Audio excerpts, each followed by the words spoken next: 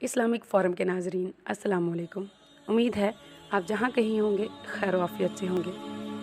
आज की हमारी वीडियो बनाने का मकसद ये है कि आप लोगों को ये बताया जा सके कि आप सल्लल्लाहु अलैहि वसल्लम ने तौबा के बारे में हमें क्या तालीमात दी हैं। हज़रत अबू हुरैरा रज़ियल्लाहु अन्हु बयान करते हैं, मैंने रसूलुल्लाह सल्लल्लाहु अलैहि वसल्लम को ये इरशाद फरमाते हुए सुना है, अल्लाह की कसम मैं अल्लाह ताला से रोज़ाना 70 मरतबा दुआए मग़फ़िरत करता हूँ और इसकी बारगाह में तौबा करता हूँ।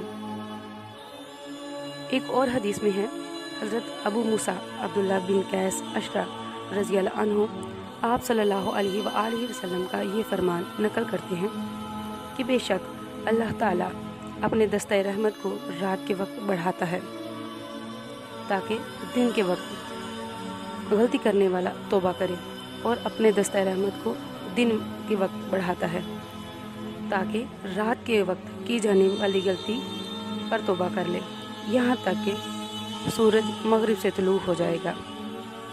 इस वक्त तक ये सिलसिला चलता रहेगा। उलमाए कराम फरमाते हैं, हर गुनाह से तौबा करना वाजिब है। अगर गुनाह का ताल्लुक बंदे और अल्लाह के दरमियान हो और अगर किसी इंसान का हक इससे मुतल्लक ना हो तो इसके लिए 3 शराइत हैं। पहली शर्त ये है कि वो इस गुनाह से ला ताल्लुक हो जाए। दूसरी शर्त ये है कि वो इसके करने पर नादिम हो, और तीसरी शर्त ये है वो इस बात का पुख्ता इरादा करे वो दोबारा इस गुनाह को कभी नहीं करेगा।